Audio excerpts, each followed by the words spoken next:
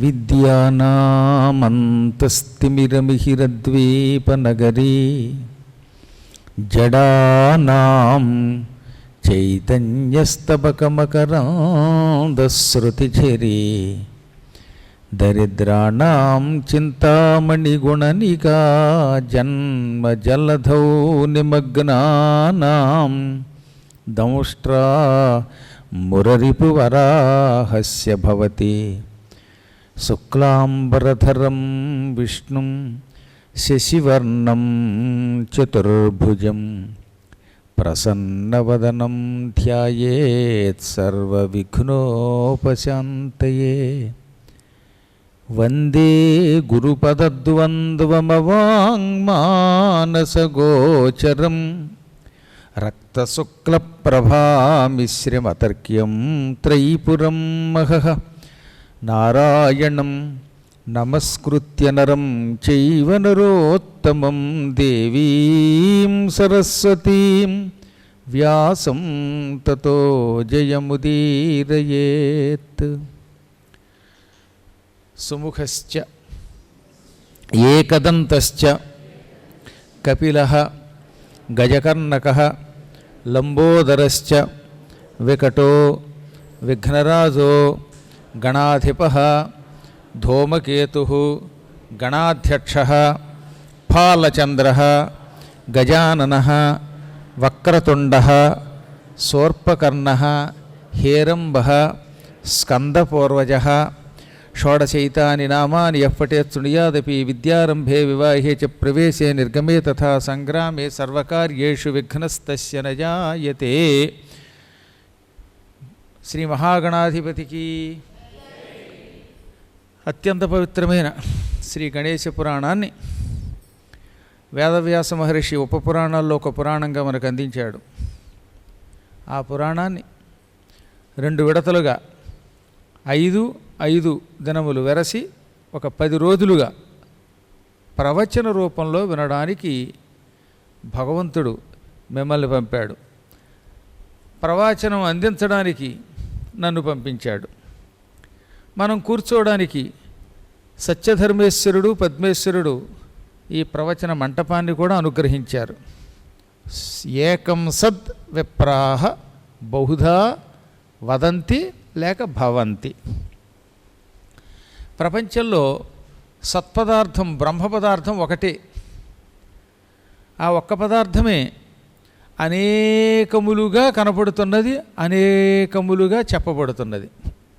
నిజానికి అన్నిట్లో ఉన్న పదార్థం ఒకటే. నీరు ఎక్కడున్నా నీరు అని పిలువబడుతుంది. కానీ కొన్ని చోట్ల నీరు ఉప్పు నీరుగా, సున్నపు నీరుగా, మంచినీరుగా, నల్లని నీరుగా రకరకాల రూపాలతో కనపడుతుంది. కొన్ని ఎడల నీరు మన కోరికలు తీర్చి దాహం తీర్చి మనల్ని ఆరోగ్యవంతులు చేస్తోంది. కొన్ని నీళ్లు తాగితే శరీరంలో ఉన్న అవయవాలు దెబ్బతిని ఎముకలు విరిగి మనిషి ఎందుకు కొరగాకుండా పోతాడు. ఏలూరు సున్నపు నీరు తాగారంటే ఇంకెందుకు పనికిరారు. అంత అడుగునంత సున్నపు నీరే భయంకరంగా ఉంటుంది. ఇది ట్యాంకుల్లోకి వెళ్ళిన నీళ్లు క్లీన్ చేయలేక అప్పుడప్పుడు తలప్రాణం తోక్కొస్తూ ఉంటుంది. గొట్టాలు దెబ్బతింటున్నాయి, జుట్టు ఊడిపోతుంది. సముద్రంలో ఉన్న ఉప్పు నీరు అది తాగడానికి పనికిరాదు, కానీ కొన్ని రకాలుగా ఉపయోగపడుతుంది. అదే ఏ కృష్ణా జలమో గోదావరి జలమో గంగా జలమో తాగడానికి పనికొస్తుంది. మళ్ళీ అందులో కూడా ఒక్కోసారి బురద వచ్చిందంటే అప్పుడు మళ్ళీ దాన్ని వడగొట్టుకోవడానికి ఇంకో ప్రక్రియ వహించాలి. ఎన్ని రకాలుగా ఉన్నా మొత్తం మీద నీరే కదా. కానీ నీరే అయినప్పటికీ ఒకే నీరు అన్ని రకాలుగా ఎందుకు ఉపయోగపడటంలా? కొన్ని నీళ్లు తాగడానికే ఉపయోగపడుతున్నాయి, కొన్ని నీళ్లు ఏ చేపలు పట్టుకోవడానికో ప్రయాణానికో సముద్రపు నీళ్ళు లాంటివి ఉపయోగపడతాయి, రత్నాలకు ఉపయోగపడతాయి. కొన్ని నీళ్లు వ్యవసాయానికే ఉపయోగపడతాయి, కొన్ని నీళ్లు డ్రైనేజీ శుభ్రం చేయడానికి ఉపయోగపడతాయి. అలాగే బ్రహ్మ పదార్థం ఒకటే. ఈ బ్రహ్మ పదార్థం రూపం ధరించినప్పుడు కొన్ని రకాల బ్రహ్మస్వరూపాలు అంటే కొన్ని రకాల దైవాలు కోరికలు తీరుస్తాయి. కొన్ని చాలా విశ్వరూపంతో కనపడుతున్న మహావిశ్వరూపంతో కోరికలు తీర్చకుండా ఇంకో ప్రయోజనాన్ని ఇస్తాయి. ముక్తిని ఇవ్వచ్చు, భుక్తిని ఇవ్వచ్చు, ఇంకేదో ఇవ్వచ్చు. అసలు కొన్ని రూపాలు ఎందుకు పనికి రాకుండా పోతాయి. అలాగే ఒకే బ్రహ్మ పదార్థం దేవతలుగా, త్రిమూర్తులుగా, అమ్మవారిగా, గణేశ్వరుడిగా, ఇదిగో ఇలా మానవులుగా ఇంకా అనేక రూపాలతో కనపడుతున్నది. చెప్పే కిందక నీరు నీరే, కానీ ఆ నీరు రకరకాలుగా ఉపయోగపడుతుంది, రకరకాల నామాలతో ఉన్నది. అలాగే ఈ జీవులు కూడా పరమాత్మ స్వరూపం నుంచి వచ్చినప్పటికీ ఉప్పు నీరు కొందరికి ఉపయోగపడినట్టుగా, సున్నపు నీరు కొన్ని రకాలుగా ఉపయోగపడినట్టుగా, మంచినీరు కొన్ని చోట్ల ఉపయోగపడినట్టుగా, ఇందులో కొంతమంది మంచి మనుషులు ఉంటారు, వాళ్ళు మంచినీళ్ళు లాంటి వాళ్ళు అన్నమాట. మంచినీళ్ళు ఎలా అయితే అన్ని రకాలుగా ఉపయోగపడతాయో కొంతమంది మనుష్యులు అలా ఉపయోగపడతారు. కొంతమంది సున్నపు బట్టి నీళ్ళు అనమాట. ఆ నీళ్లు కడుపులో కడితే చచ్చిపోతాం, ఒంటి మీద పోసుకుంటే పుళ్ళు వస్తాయి, తప్పదు వాడాలి. అలాంటి మనుషులు కూడా మనలోనే ఉన్నారు. కొన్ని ఉప్పు నీళ్లు తాగడానికి ఉపయోగపడకపోయినా విశాల ప్రయోజనాలకు ఉపయోగపడతాయి. అదిగో మనలో కొంతమంది సముద్రులు అనమాట. కొందరు సముద్ర జలం, కొందరు సున్నపు నీళ్లు, కొందరు ఉప్పు నీరు, కొంతమంది పీఠానికి ఎదురుగుండా ఉన్న గోడ అవతల ఉన్న వైతరణి జలం. అలాంటి వాళ్ళు కూడా కొందరు ఉంటారు. వాళ్ళు ఎవరికి ఉపయోగపడరు, కానీ పందులకి వాటికి ఉపయోగపడతారు. దేనికో దానికి ఉపయోగపడాలిగా మరి. కాబట్టి అలాంటి జనులు కూడా ఉంటారు. వీళ్ళందరినీ ప్రాణులేనే అంటున్నావా లేదా? జలం ఎక్కడున్నా నీరే, కాకపోతే మురికి నీరు, మంచినీరు, సున్నపు నీరు, ఉప్పు నీరు, పప్పు నీరు, చవిటి నీరు ఇలా అంటున్నాం. నిలవ నీరు, తాజా నీరు అంటున్నాం. అలాగే మనుషుల్లో ఉన్న ఆత్మ ఒకటే అయినప్పటికీ మంచివాడు, చెడ్డవాడు, క్రూరుడు, సాధువు, దాత, అదాత, అర్చకుడు, ఉపన్యాసకుడు, టీచరు, ఫీచరు, కొందరు టెన్షన్ మనుషులు, కొందరు టెన్షన్ లేని మనుషులు, ఇలా రకరకాల మనుషులుగా పిలువబడుతున్నాం. కానీ మొత్తం మీద అందరిలో ఉన్నది చివరికి మీకు తెలిసింది కదా. అందులో ఎలా అయితే నీరుందో అలాగే ఈ వేళ్లల్లో కూడా ఉన్నది ఒకటే ఆత్మ. అందుకని ఏకం సత్, ఒకటే సత్పదార్థం, బ్రహ్మ పదార్థం, ఉండే పదార్థం ఒకటే. ఇక్కడ సత్ అంటే ఉండుట, ఉండే పదార్థం ఒకటే. కానీ బహుధా వదంతి, రకరకాలుగా పిలువబడుతున్నది, రకరకాలుగా భవంతి, మారుతున్నది. అయినప్పటికీ ఎందుకు మరి ఒకే పదార్థం అయితే ఇన్ని రూపాల్లో ఎందుకు ఉండాలి అంటే, ఒకే రూపంతో అన్ని పనులు చేయలేము మనం. ఎంత గొప్పవాడైనా తానొక్కడు ఎన్ని పనులు చేయగలుగుతాడు? ఒక ఆయన మహారాజు అండి. ఈ మహారాజు గారికి వంట చేసేందుకు ఒకడు ఉండాలి, మంత్రంగారికి ఒకడు ఉండాలి, కాళ్ళు కడగడానికి ఒకడు ఉండాలి, బట్టలు కుట్టడానికి ఒకడు ఉండాలి. ఇలా అన్నిటికీ అన్ని పనులు చేసేవాడు ఒకడు కావాలి. అన్ని పనులు ఒకటే చేస్తానంటే ఎలా మరి? అప్పుడు ఏమవుతుందన్నమాట, ఒకే వ్యక్తి మీద అన్ని పనులు బారేస్తే ఇటు ఏసీలు వాడే కట్టుకుంటూ పూజ వాడే చేయించుకుంటూ ఉన్న కంగారులో మంత్రం మర్చిపోతారు. అప్పుడు చాలా ప్రమాదం. అప్పుడు ఎవరి డ్యూటీ వాళ్ళకి ఇచ్చేయాలి. అవునా? అన్ని పనులు అన్నీ చేయలేము మనం అందరం. అందుకని మహారాజు మహాపరివారాన్ని ఎలా సంపాదించుకుంటున్నాడో పరమాత్ముడు కూడా ఈ పనులు చేయడానికి అనేక ప్రాణులు సృష్టించాడు. ఆ ప్రాణులు రకరకాలుగా ఉంటారన్నమాట. ఒక్కొక్కడు ఒక్కొక్క పని చేస్తూ ఉంటాడు. ఎవడి పని వాడిదే. ఆ పనిలో మనం అడుగు పెట్టకూడదు, వేలు పెట్టకూడదు. కానీ మొత్తం మీద ఇన్ని రూపాలు వాడే సృష్టించుకున్నాడు. అందుకని అనేక రూపములతో ఉంటూ ఒక రూపంగా మారేటటువంటి పరమాత్మలాగా ఈ భగవత్ స్వరూపాలు కూడా ఇన్ని రూపాలతో ఉంటూ ఒక్కొక్క రూపంలో ఒక్కొక్క ప్రయోజనం నెరవేరుస్తాయి. గణపతి రూపంలో కొన్ని పనులు చేస్తాడు ఆ పరమాత్మ. శివుడి రూపంలో కొన్ని పనులు నెరవేరుస్తాడు. బ్రహ్మరూపంలో సృష్టి చేస్తాడు. విష్ణు రూపంలో పోషిస్తాడు. శివుడి రూపంలో సంహారం చేస్తాడు. ఈశ్వరీ రూపంలో పైకి తీసుకుపోతాడు, వెనక్కి తీసుకుపోతాడు. సదాశివుడనే పేరుతో అనుగ్రహం ఇస్తాడు. చివరికి వచ్చేసరికి ఏమీ లేకుండా అంతా తాను ఒక్కడే అయి ఉంటాడు. అలా ఒక్కడే అయిన పరమాత్మని పొందడానికి ఇన్ని రూపములను ఆశ్రయించాలి. ఎందుకంటే ఒక్క దేవుడిని పెట్టక మన హిందువులు ఇన్ని దేవుళ్ళని పెట్టారు అంటే, వారి పిచ్చాడా నువ్వు ఒక్క కూరతో ఎలా బతుకుతావురా అన్నట్ట. రోజు నీకు ఇష్టం కదా అని పంది మాంసం తినగలవా? రోజు ఒకే చేప తినగలవా? రోజు ఒకే అన్నం తినగలవా? రోజు పులిహోర తినగలవా? టిఫిన్ తినేవాడే పొద్దున్న రోజుకు ఒక్కోటి. ఈ పారాయణకు వస్తారు కదా, వచ్చిన వాళ్ళలో ఒక ఆయన ఈ రోజు ఇడ్లీ అయినా అంటాడు. పోనీ రోజు ఇడ్లీ బదులు ఉప్మా పెట్టాం అనుకోండి, రోజు ఉప్మా అయినా అరక్క చచ్చిపోతున్నాం అంటాడు. పోనీ ఒక రోజు ఇడ్లీ, ఒక రోజు ఉప్మా పెడితే అబ్బే ఎప్పుడు చూసినా ఇక్కడ ఉప్మా ఇడ్లీ తప్ప ఏం పెట్టట్లేదు అంటాడు. పోనీ బజ్జీ పెట్టాం అనుకోండి, అబ్బబ్బబ్బ బజ్జీ ఇంతంత బజ్జీ అండి అంటారు. ఎంత కష్టంగా ఉంటుందో మనకు. అవునా? బోడి టిఫిన్కే ఇంత గొడవ చేస్తున్నామే, మళ్ళీ ఇంటికి వెడితే పెళ్ళం కాఫీ అవుతుంది గట్టిగా మాడితే.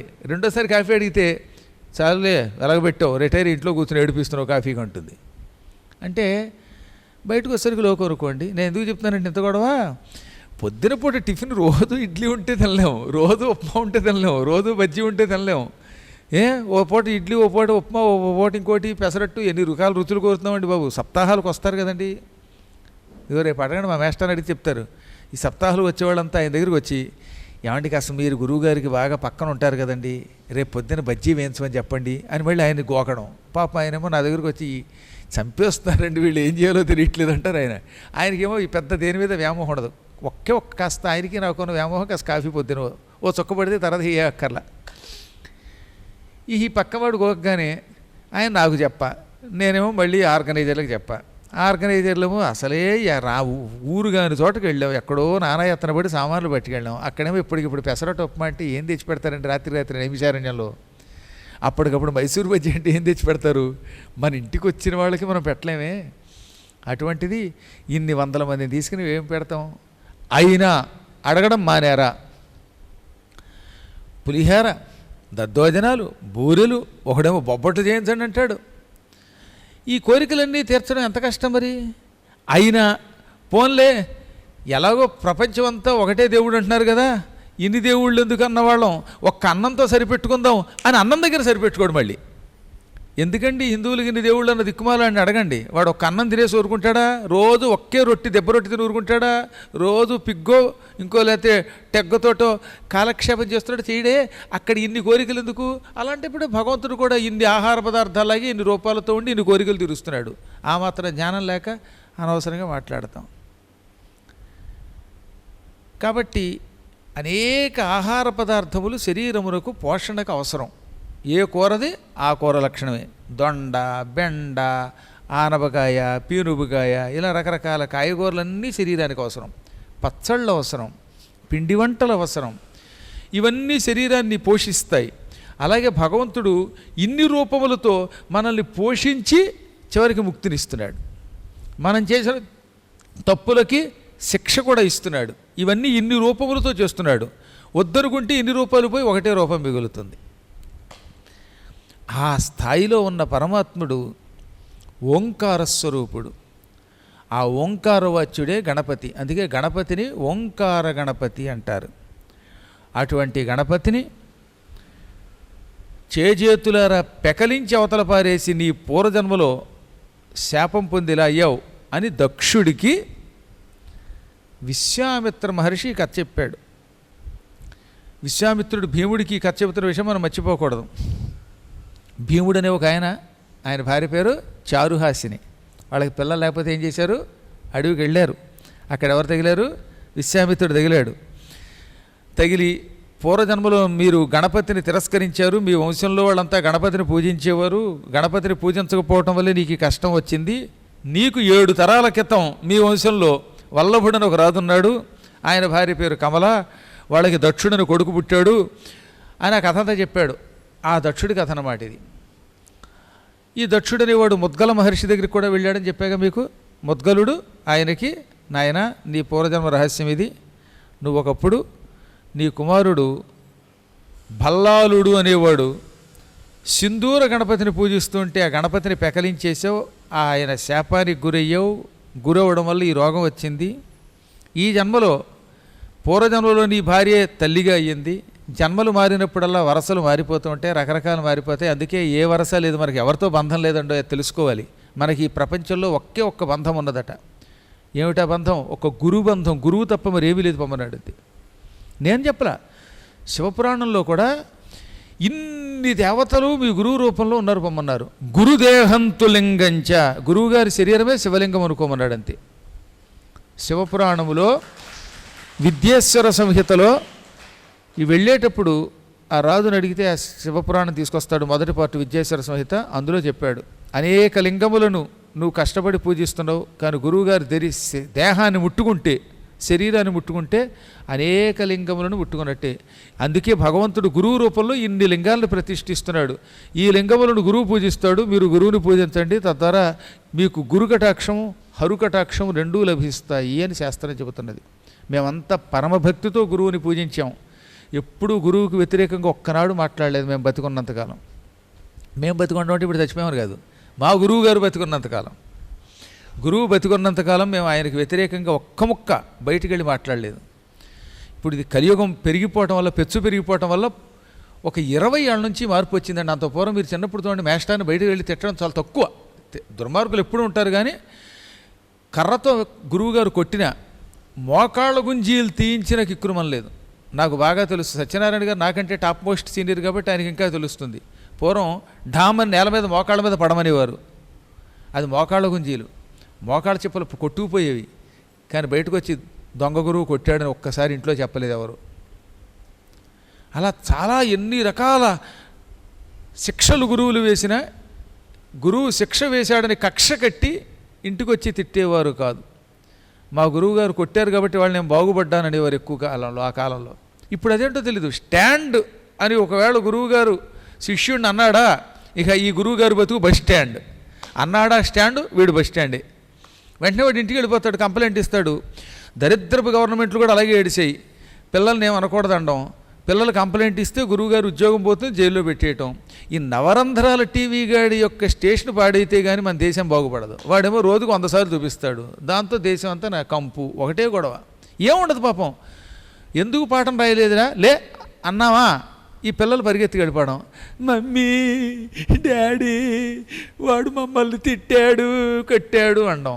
ఇంకేముంది, ఇంకా అయిపోయింది అక్కడికి. ఎంత దరిద్రంగా మారిపోయిందండి. అలాగే కొంతమంది గురువులు కూడా ఏడిశారు, తాగి తందనాలు ఆడే వాళ్ళందరికీ ఉద్యోగాలు ఇవ్వడం ఏంటి అసలు. గురువు ఆ ఉద్యోగంలోకి వెళ్ళాడంటే ఎంత పవిత్రంగా ఉండాలి, శుచిగా కాళ్ళు చేతులు కడుక్కుని వెళ్ళాలి. ఎవడికి పడితే వాడికి, ఓ శుచి లేని వాడికి, చదువు రాని వాడికి, నాస్తికుడికి ఉద్యోగాలు ఇచ్చేశారు అందులో. వీళ్ళ వల్ల దేశం ఎంత పాడైపోతుంది. ఇదిగో సత్యనారాయణ గారు లాంటి వాళ్ళకి, ఆ జయకుమార్ గారు లాంటి వాళ్ళకి, పార్థసారథి గారిలాగా మాట వరసకు కూడా చుట్టా బీడీ సిగరెట్ కాల్చని వ్యసనములు లేని మంచి వాళ్ళకి ఉద్యోగాలు ఇవ్వాలి. ఇస్తే అవుతున్న బట్టి వాళ్ళు ప్రజలు బాగు చేస్తారు. మాస్టర్ వెళ్ళి అని వాడు ఎదురుగుంటా చుట్టా కాల్చి బీడీ కాలిస్తే ఎంత తప్పు. ముక్కుపొడం వ్యసనం కాదని శాస్త్రం, అయినా మా గురువులు ముక్కుపొడం పిల్లల దగ్గర పిలిచేవారు కదండి. ముక్కుపొడం పిలిచే మాస్టర్ కూడా రహస్యంగా పిలిచేవాడు, అంటే ఇది కూడా పిల్లలకు అంటుకుంటుందేమోనని. అది ఆ కాలం అంటే. అటువంటి పవిత్రులైన గురువులు, పవిత్రులైన శిష్యులు ఉంటే యావజ్జీవితం భూమండలం హాయిగా సుఖంగా సాగుతుందన్నమాట. ఒక్క 20 ఏళ్ల క్రితం వరకు కూడా చాలా బాగుందని చెప్తున్నారు కదా. స్వర్ణయుగం మేము చూసాం. ఎప్పుడూ గురువుల్ని మాట వరసకు కూడా తిట్టి ఎరగరు. గురువురన్యన్న విద్యతే, గురువు కంటే అన్యం లేదు అనుకునేవారు. ఒక్కసారి ఒక్క అక్షరం పాఠం చెబితే ఆ గురువుని పూజించాం మేము.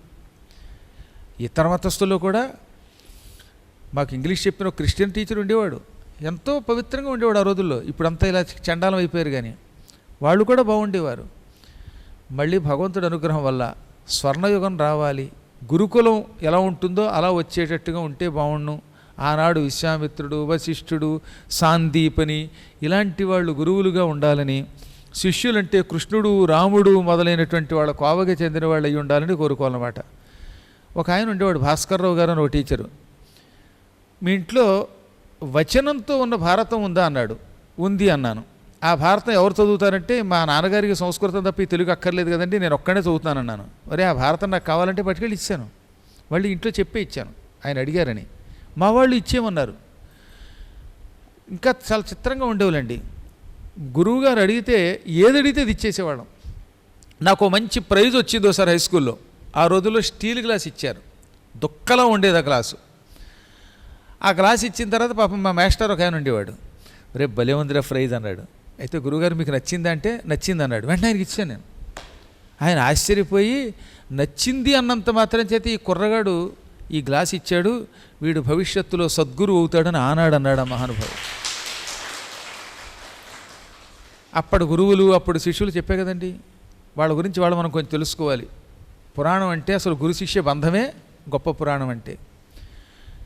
ఉండి అనే ఒక గ్రామం ఉండేది భీమవరం దగ్గర. ఆ గ్రామంలో తోటకూర సుశీల గారిని ఒక ఆవిడ ఉండేవారు. ఇప్పుడు లేరు, వెళ్ళిపోయారు ఆవిడ అనుకుంటాను. ఎవరో అన్నారు వెళ్ళిపోయారని. దైవం అనుగ్రహించి ఉంటే మరీ మంచిది. నేను చెప్పింది ఎప్పుడు 1978లో నాకు పాఠం చెప్పారు. 78 అంటే ఇప్పుడు ఎన్నేళ్ళైంది, 88, 98, 2008, 2018 ప్లస్ ఇంకో 3 ఏళ్ళు, 43 ఏళ్ల క్రితం. అప్పటికి ఆవిడకి 40 ఏళ్ళు ఉన్నాయి. ఆవిడ ఉండిలో ఉండేవారు. 8th క్లాస్ బి సెక్షన్ నన్ను బీలో దోశారు. ఇదేంటంటే ఏ సెక్షన్లో ఉంటే అంతా మంచివాళ్ళు కదా అంటే, అందరూ మంచివాళ్ళు అంతా ఏ సెక్షన్లో ఉంటే బి సెక్షన్ ఎవడు బాగు చేస్తాడో అంతే, నువ్వు ఉంటే పిల్లలు బాగుపడతారని నన్ను అందులో దోశారు.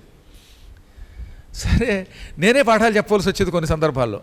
నా చేత కావాలని చెప్పించేవారు, పురాణాలు చెప్పించేవారు, కథలు చెప్పించేవారు. ఇద్దరు ఉండేవారు అనమాట. ఒక ఆవిడ తోటకూర సుశీల గారు, ఇంకొక ఆవిడ ఇంటి పేరు తోట, TRM, తోట రమామణి గారు అనేవారు. ఈ తోటకూర సుశీల గారేమో ఉండి నుంచి వచ్చేవారు, క్షత్రియ వంశానికి చెందినవిడ. తోట రమామణి గారేమో కాపు వంశానికి చెందినవారు. ఈ ఇద్దరికీ నేనంటే ఎక్కువ ప్రేమ. ఇద్దరికీ నేను దత్తపుత్రులాగే ఉండేవాడిని. మీకు ఎందుకు చెప్తున్నానంటే, మాస్టర్లు ఎంత బాగుండేవారు, పిల్లలు ఎలా బాగుండేవారో చెప్పాలి. ఓ రోజు నేను జరిగింది, కుంటాట్లోనూ పాల్గొన్నాను. కుంటాట్లోనే ఉండేవప్పుడు ఒక ఒంటికాల మీద కుంటుతూ వెళ్ళి వాడిని ముట్టుకోవడం అనమాట. ఆ కుంటాట్లో ఎవడో మహావేగంగా వచ్చి ఢీ కొట్టేశాడు నన్ను. డామ్ అని మేడ మెట్ల మీద కిందకు దొలిపోయాను. దొలిపోతే ఏమయ్యేది, మాకేమయ్యేది? మా శరీరాలు ఇప్పుడు మంచి ఉక్కుల్లో ఉండేవి, సన్నగా, అందరూ రివట్ల భలే ఆరోగ్యంగా ఉండేవాళ్ళు. కాకపోతే కింద పడిపోగానే ఒక్క క్షణం అలా పడిపోగానే ఈ సుశీల గారు అన్నవిడ పరుగును వచ్చి, అయ్యి బాబోయ్ ఈ బాబు పడిపోయాడు. నేనంటే చాలా ఇష్టం వాళ్ళకి. మంచి మార్కులు వచ్చేవి కనుక, బాగా పురాణం చెప్పేవాడు కనుక, అందులో వాళ్ళకి తెలుగు కథలు బాగా చెప్పేవాడు కనుక చాలా ఇష్టపడేవారు. టపటప లేపి ఎక్కడ నేను ఏమైపోతానోనని ఆవిడ ఫస్ట్ క్లాస్ అయిన టీ, కాఫీ 2 ఫ్లాస్కుల్లో తెచ్చేవారు. ఉదయం పూటకేమో కాఫీ, 12 గంటలలోపు 2-3 సార్లు కాఫీ తాగాలి. తదనంతరం మధ్యాహ్నం పూట టీ. అందులో వాళ్ళ ఇంట్లో పాడి గేదెలు ఉండేవి. పొదుగు దగ్గర తీసిన పాలల్లో మళ్ళీ నీళ్లు కలపకుండా టీ కలిపి పట్టుకొచ్చారు. ఆ ఫ్లాస్కులో సాయంత్రం దాకా వేడిగా ఉండేవండి. ఆ వేడి టీయో కాఫీయో ఇచ్చారు మొత్తం మీద. అది తాగ్గానే ఎక్కడ లేని బలం వచ్చింది. శుభ్రంగా గేదె పాలు, ఒరిజినల్ పాలు, కాచిన పాలు. అది తాగి మళ్ళీ హుషారుగా లేచి, ఆ తర్వాత నేను దాన్ని ఏమంటారు, వక్తృత్వపు పోటీలు, బుద్ధిబలం గొప్పదా దేహబలం గొప్పదా అనే దాని మీద మాట్లాడాలి.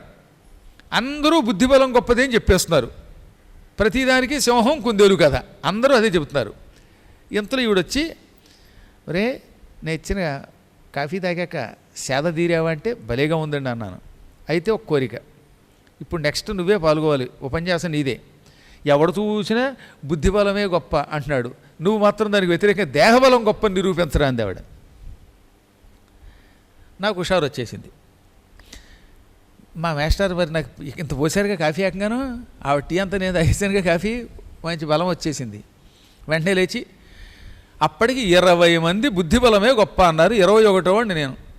బుద్ధిబలం కంటే దేహబలమే గొప్ప అన్నాను కావాలని. ఆవిడ కోరారు కనుక, టీచర్ గారు కోరారు కనుక చెయ్యాలి. ఎలాగో నిరూపిస్తున్నాను వినండి. నిరూపించకపోతే వాడి పోటీలో ఓడిపోతే ప్రైజ్ రాదు, స్టీల్ గ్లాస్ రాదు. ఇంత స్టీల్ గ్లాస్ అక్కడ ఎదురుగుండా పెట్టారు భయ్య. అందుకని ఇప్పుడు నేను మేడం ఎంచి కిందకు దొల్లిపోయాను. ఆ సమయంలో దేహబలమే లేకపోతే ఈ బుద్ధిబలంతో ఎలా కాపాడుకుంటాం మనం? నా బుర్ర గొప్పదే, కానీ డామ్మని కింద పడి బుర్ర పగిలి చచ్చిపోతే ఏమైపోతాను? అప్పుడు ఆవిడ కాఫీ ఇచ్చారు, తాగ్గానే దేహబలం వచ్చింది. దేహబలమే లేకపోతే ఇప్పుడు ఏం మాట్లాడతాను అని ఇలా మొదలెట్టి పైకి కిందకి పరిగెడుతున్నాం, ఒంటికాలు మీద కుంటాట ఆడుతున్నాం, రేపు పొద్దున ఆడుతున్నాం, ఇంకోటి ఆడుతున్నాం. ఇవన్నీ దేహబలం లేకుండా ఇలా వస్తాయి. రేపు పొద్దున రోడ్డు మీద ఎడుతున్నాం, రౌడీ పీని గౌడ వస్తాడు, నువ్వు ఎంత తెలివైన వాడివైనా నిన్ను పుచ్చుకుని చొక్కా పుచ్చుకుని ఏరా అన్నాడు. అప్పుడు వాడిని లాగి వాడు గోప మీద తెచ్చుకుని మనల్ని మనం రక్షించుకోవాలంటే దేహబలం ఉండాలో వద్దా? భీముడు దేహబలం వల్ల నెగ్గాడా బుద్ధిబలం వల్ల నెగ్గాడా అని మొదలెట్టి అప్పుడు ఒక కథ చెప్పాను. పూర్వం ఒక ఆయన మంచి పండితుడు, బుద్ధిబలమే గొప్ప, నా తెలివితేటలు ఎవరికీ లేవు, నా అంత తెలివైన వాడు లేడు అని విర్రవీగేవాట. ఆయన బాగా సంస్కృతం చదివాడు, తెలుగు చదువుకున్నాడు, వేదం చదువుకున్నాడు, ఉపనిషత్తులు చదువుకున్నాడు. గంగా నదిలో పడవెక్కి అవతలకి దాటాలనుకున్నాడు ఆయన. పడవెక్కారు. గంగ చాలా పెద్దది, పైగా ఆ పూట వరద కూడా ఉంది బాగా. పడవెక్కి ఎక్కగానే పడవ నడిపేవాడిని, రేయ్ ఎంతసేపు కండ పెంచడమైనా బుర్ర ఏమన్నా పెంచావా అన్నట్ట. బుర్ర అంటే ఏమిటండి అన్నాడు వాడు పాప అమాయకంగా. బుర్ర అంటే ఇదిరా, దిస్ ఈజ్ కాల్డ్ బుద్ధి, బుద్ధి లేదా నీకు అన్నట్ట. బుద్ధి తెలియదండి నాకు, పడవ ఒకటే ఉందండి అన్నట్ట. అల్లసాని మను చరిత్ర వల్లెవేస్తివా అన్నట్ట. అల్లసాని వారి మను చరిత్ర చదివావా? మను చరిత్ర నాకేం తెలుసండి, ధన చరిత్రే తప్ప అన్నట్ట. మను చరిత్ర చదవలేదా? అయితే నీ జీవితం 10%, 10% వ్యర్థం అన్నట్ట. పోన్లేండి అన్నాడు ఆయన. పాణినీయ వ్యాకరణం చదివావా? అబ్బే వ్యాకరణం తెలియదు కానండి, రణం చేయగలనండి అన్నట్ట. అబ్బే నీ జీవితం ఇంకో 30% వేస్ట్. ఇందాక 10, ఇప్పుడు 30, 40% నీ జీవితం వ్యర్థం అన్నట్ట.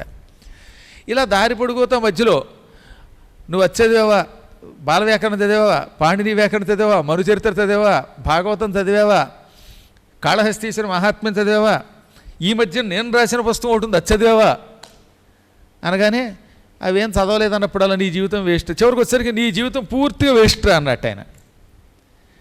సరిగ్గా నది మధ్యకి వచ్చారు. వచ్చాక ఇప్పుడు ఆయన అన్నట్టు పడవాడు, గురువుగారు మీకు ఈత వచ్చా అండి అన్నాడు. నాకు ఈత రాదురా అన్నాడు ఆయన. నేను చదవకపోతే నా జీవితం 90% 100% వేస్ట్, ఇప్పుడు ఈత లేకపోతే మీ జీవితం పూర్తి ఇప్పుడే వేస్ట్, ఎప్పుడో భవిష్యత్తు పక్కనట్టండి, పడవ చిల్లడి నీళ్లు లోపలికి వస్తున్నాయి, నేను ఈదుకుంటూ పోతున్నాను దూక్కెళ్ళిపోయాట. పడవకి చిల్లేటప్పటికీ నీళ్లు వచ్చేసాయి. పాపం ఈయన మరుచరిత్ర చదివావా, వ్యాకరణం చదివావా, బుద్ధిబలం గొప్పదా అంటున్నాడు కానీ పడవలోకి నీళ్ళు వస్తున్న విషయం చూసుకోలేదు. వాడు అది చూసి ఏమన్నాడు, పడవలోకి బాగా నీరు వచ్చేసిందండి, ఏనే పోతున్నాను మీరు పొండి అన్నట్ట. పడవ మునిగిపోయింది, వాడు డామ్ అన్నాడు. ఈ కథ చెప్పి ఇప్పుడు చెప్పండి, అక్కడ దేహబలం ఉండి అద్భుతంగా ఈత కొట్టుకుని అవతలకి వెళ్ళాడు, ఈ బుద్ధిబలం ఉన్నవాడు మునిగిపోయాడు అనగానే నాకే ప్రైజ్ వచ్చేసింది. బ్రహ్మం తిమ్మిని బ్రహ్మం చేసేవాళ్ళం. అలా నా చేత ఏదో ఒకటి చేయించి నాకు ప్రైజ్ ఇప్పించడానికి గురువులు అంత రకంగా ప్రయత్నం చేసేవారండి, మహాప్రయత్నం చేసేవారు, ప్రేమలు చూపించేవారు. అది గురు శిష్య బంధం అంటే. నాకు ప్రైజ్ వస్తే వాళ్ళు ఆనందపడ్డారండి. మరి ఇప్పుడు ఏముంది, అసలు గురువు లేదు, శిష్యుడు లేదు, ఎంత స్వార్థం వచ్చేస్తుంది క్రమక్రమంగా. లేరండి నేను అన్న ఎక్కువ ఇలా వస్తుంది అనమాట. గురువు అడిగితే ప్రాణం తీసిచ్చేవారు ఆ రోజుల్లో, శిష్యుడి కోసము ప్రాణం పెట్టేవారు గురువులు. స్వార్థ ప్రయోజనాలు దూరంగా ఉండేవి. అటువంటి గురు శిష్య బంధం ఈ ప్రపంచంలో అన్నిటికంటే గొప్పది. అందువల్ల నాయన దక్ష, నువ్వు చేసిన పాపం ప్రాయశ్చిత్తం అవ్వాలంటే నేను గురువుపదేశం మంత్రం ఓటిస్తాను. ఇదంతా ముద్గలుడు చెబుతున్నాడు. నేను గణపతిని పూజించాను, ఆ గణపతి అనుగ్రహం నాకు కలిగింది, కానీ నేను ఇంతవరకు గణపతిని ప్రత్యక్షంగా చూడలేదు. నీవు గణపతిని 2 రూపాలలో వెంటనే చూడగలిగావు, అది నీ అదృష్టం. నీకు నేను గంబీజంతో కూడిన గణపతి మంత్రం ఇస్తాను, నువ్వు నీ తల్లి కమల ఈ ఆశ్రమంలోనే కూర్చుని జపం చెయ్యండి. తద్వారా ఏమవుతుంది, ఇప్పుడు నా అనుగ్రహం వల్ల నీ శరీరం బాగుపడింది, కానీ పూర్తిగా పాపం పోయి మహాత్ముడు అవ్వాలి. నువ్వు గణపతి కటాక్షంతో ముక్తి పొందాలి, దానికి మంత్రానుష్ఠానమే ముఖ్యం. ఈ ప్రపంచంలో అన్నిటికంటే గొప్పది అనుష్ఠానం, మంత్రానుష్ఠానం అని అతనికి అతని తల్లికి గణపతి దివ్య మంత్రం ఇచ్చాడు. ఈ మంత్రాన్ని వాళ్ళక్కడ 40 రోజుల పాటు రోజు గురు సన్నిధానంలోనే అనుష్ఠానం చేశారు. ప్రతి దినము గురువుగారి కాళ్ళు కడిగి ఆ నీళ్లు నెత్తిన చల్లుకొని గురుపాదోదకం తాగి, గురుపాదోదకం పావనం శుభం అనే నీళ్లు తాగి అసక్కించుకోకుండా తాగివట్ట. కాళ్ళు కడగ్గా వచ్చే నీళ్లు తాగాలంటే అంత తేలిక కాదు, ఎంత భక్తి లేకపోతే తాగలరు. అలా తాగి అప్పుడు జపం చేసేవట్ట. నాకు ఆశ్చర్యం ఏంటో తెలిసిన, ప్రతిదినము నా ఆశ్రమానికి ఎదురుగుండా ఉన్న విశాలమైన చెరువులో స్నానం చేసి శుచివయ్యి వచ్చి జపం చెయ్యి అంటే, చెరువులో స్నానం చేయటం వల్ల నేను శుచినవ్వను, నీ కాళ్ళు కడగ్గా వచ్చిన నీళ్లు నెత్తిమీద చల్లుకుంటేనే శుచినవుతాను. నాకు నీ పాదోదకం కంటే గొప్ప శుచి అయిన పదార్థం లేదు. నీ కాళ్ళు కడగ్గా వచ్చిన నీరు గంగాజలం అన్నాడంతే. ఇలాంటి మాట అనాలంటే అతని మనస్సులో గుండెల్లో ఎంత భక్తి గూడు కట్టుకుందో ఆలోచించండి. ఒకప్పుడు పాపం చేసినా ఇప్పుడు పశ్చాత్తాపంతో పరమ పవిత్రుడైపోయాడు ఆయన. అలసాని మరుచరిత్రలో అన్నారన్నమాట, మీ మాటలు మంత్రంబులు మీ మెట్టిన ఎడ ప్రయాగ, మీ పాద పవిత్రామలతో యముల లఘుద్యో మార్గచరాంబు పౌనరుక్త్యములుర్విన్. ఒక గురువుగారు ప్రవరుడి దగ్గరకు వచ్చారు, ఒక సిద్ధుడు. ఆ సిద్ధుడి దగ్గరకు వచ్చి ప్రవరుడు అన్నాడు, మాకు వేరే మంత్రాలు లేవు, నువ్వు మాట్లాడితే నీ మాటలే మంత్రాలు అన్నాడు. నువ్వు మాట్లాడే మాటల్లా అన్నీ మంత్రాల్లో ఉన్నాయి నాకు. నేనేదో అండం కాదు, నిజంగా మహాత్మా నువ్వు సిద్ధుడివి, సిద్ధుడి నోట్లోంచి ఏ మాట వచ్చినా అది మంత్రమే. మీ మెట్టిన ఎడ ప్రయాగ, నువ్వు ఎక్కడ కాలు పెడితే ఆ కాలు పెట్టిన స్థలమల్లా ప్రయాగ వంటి దివ్యక్షేత్రం. నువ్వు నా అదృష్టవశాత్తు నా ఇంట్లో అడుగుపెట్టావు, ఇప్పుడు నా ఇల్లే ప్రయాగ, ఇంక వేరే ప్రయాగకి వెళ్ళక్కర్లా, నా ఇల్లే ఒక మహాప్రయాగ క్షేత్రం. గంగా, యమున, సరస్వతి, ఈ 3 నదుల సంగమం ప్రయాగ అంటే. అదిగో ఇదే ప్రయాగ. మీ పాద పవిత్రామలతో యములలఘుద్యో మార్గజరాంబు పౌనరుక్త్యములుర్విన్. నీ కాళ్ళు కడిగాను నేను, కడిగి ఆ నీళ్లు నా నెత్తి మీద చల్లుకున్నాను. నీ కాళ్ళు కడగ్గా వచ్చిన నీరుందే, ఆ నీరు అత్యంత పవిత్రమైన ఆకాశం నుంచి భూమికి వచ్చిన గంగాజలము అన్నాడు ఆయన. ద్యోమార్గము అంటే ఆకాశం నుంచి కిందకు వచ్చినటువంటిది, అంటే గంగ. ఆకాశ గంగా జలానికి నీ కాలు కడగ్గా వచ్చిన నీళ్ళకి తేడా లేదు అన్నాడు కాబట్టి ఆయన అగ్నిహోత్రుడి అనుగ్రహం పొందాడు. పిలిస్తే అగ్నిహోత్రుడు ఆయనకి పలికాడు. మనం అంత భక్తి గురువుల మీద ఏర్పాటు చేసుకోవాలి. ఆ భక్తి పూర్వజన్మలో చేసిన పాపముల వల్ల దెబ్బలు తిన్నాడు కాబట్టి ఇప్పుడు దక్షుడికి వచ్చింది. కష్టం వచ్చినప్పుడే గురువు మీద భక్తి బాగా పెరుగుతుంది. మీరు ఎన్ని చెప్పండి, గురువు మీద సంపూర్ణమైన భక్తి కుదరడం అనేది ఒక మహాయోగం అండి. తపస్సు, జ్ఞానం, ముక్తి, కైవల్యం, అనేక గ్రంథాల అర్థం, దాతృత్వం, వక్తృత్వం, ఇవన్నీ కేవలం గురుభక్తిలో ఉన్నాయి, ఇంకెందులోనూ లేవు అమ్మన్నారంతే. లేదు తపంబు నాకు. ఒక ఆయన మహానుభావుడు రాశాడు, నాకు వేరే తపస్సు లేదు, తీర్థయాత్రలు లేవు, నాకు విద్య లేదు, నాకు ఇవన్నీ ఒకటే మా గురువే. ఆయన అడిగాడా, ఆయన ఏం చెబితే చేస్తాను, అంతకు మించి నాకు వేరొక తపస్సు లేదుగాక లేదు అన్నాడు ఆయన. అలా ఇప్పుడు దక్షుడు గురుభక్తితో జపం చేశాడు. ఆ గురుభక్తికి మెచ్చి హరుడు, బ్రహ్మ, విష్ణువు గణపతి దగ్గరికి వెళ్ళారు. గణేశ, అంత గురుభక్తితో పాపం నీ కోసం జపం చేస్తూ ఉంటే ఇంకా నువ్వు వెళ్ళి దర్శనమేమిటి అన్నారట. త్రిమూర్తులు రికమెండేషన్ లెటర్ ఇచ్చారన్నమాట. ఇప్పుడు త్రిమూర్తులు ముగ్గురు కూడా గణపతి దగ్గరికి వెళ్ళి, అతడు భూలోకంలో పరమభక్తితో ముద్గల మహర్షి ఆశ్రమంలో నీ కోసం తపస్సు చేస్తున్నాడు, నీ మంత్రానుష్ఠానం చేస్తున్నాడు, నువ్వు చెచ్చెర విచ్చేసి ఆయన్ని బాగు చెయ్యి అనగానే గణపతి తక్షణం ఆశ్రమంలో ప్రత్యక్షమయ్యాట. కోటి సూర్యుల కాంతితో ధగ ధగ ధగ వెలిగిపోతూ మహాసౌందర్య స్వరూపుడు, ఏకదంతుడు, జ్ఞానస్వరూపుడు అయిన విఘ్నేశ్వరుడు చింతామణి గణపతి అనే రూపంలో దర్శనమిచ్చాడు. గణపతికి చాలా రూపాలు ఉన్నాయి. చింతామణి గణపతి అంటే కోరిన కోరికలు తక్షణం తీర్చే గణపతి. చింత అంటే కోరిక లేక ఆలోచన. చింతామణి అంటే పూర్వకాలంలో పాల సముద్రం చిలికినప్పుడు పుట్టిన ఒక మణి. ఆ మణి దగ్గరికి వెళ్ళి, మణి నాకు ఇప్పటికిప్పుడు ₹1,00,00,000 కావాలంటే ₹1,00,00,000 ఇస్తుంది. నాకు కాశీకి వెళ్ళాలని ఉంది, కాశీ తీసుకెళ్ళంటే తీసుకెడుతుంది.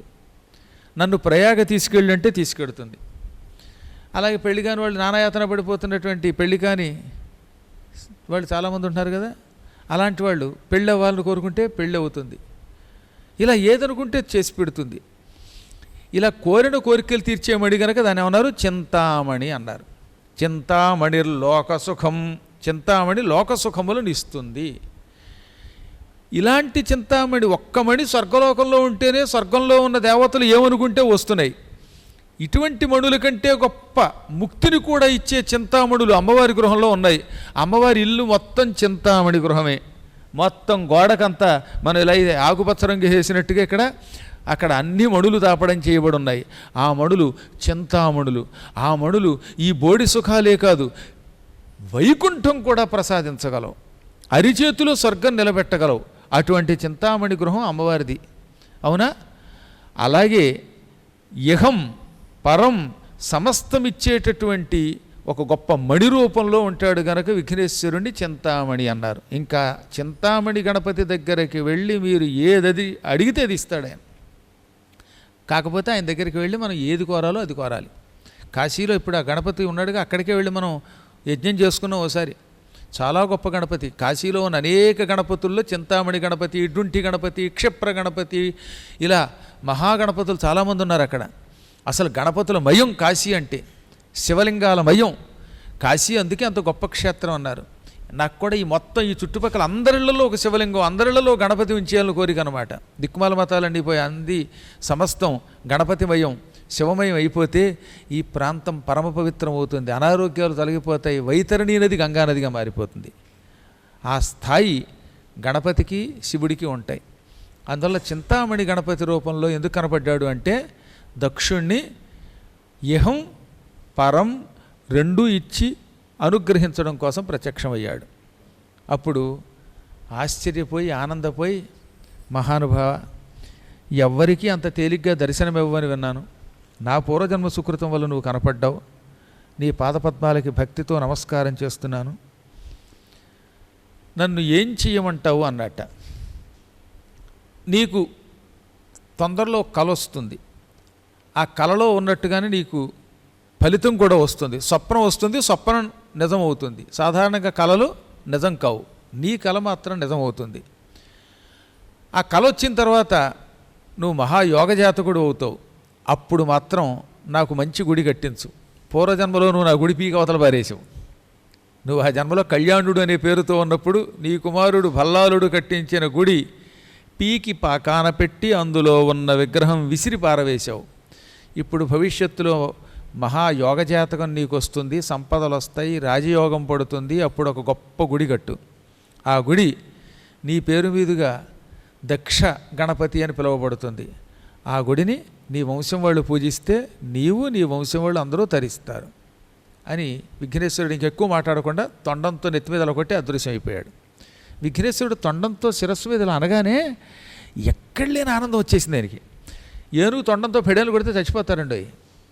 మా స్వామివారు గణపతి ఎంత మృదువుగా కొట్టాడంటే తామర పువ్వుతో మెల్లిగా ఇలా తాకినట్టుందిట, నెమలి ఈకల విసనకర్రతో ఇలా రాసినట్టుందిట.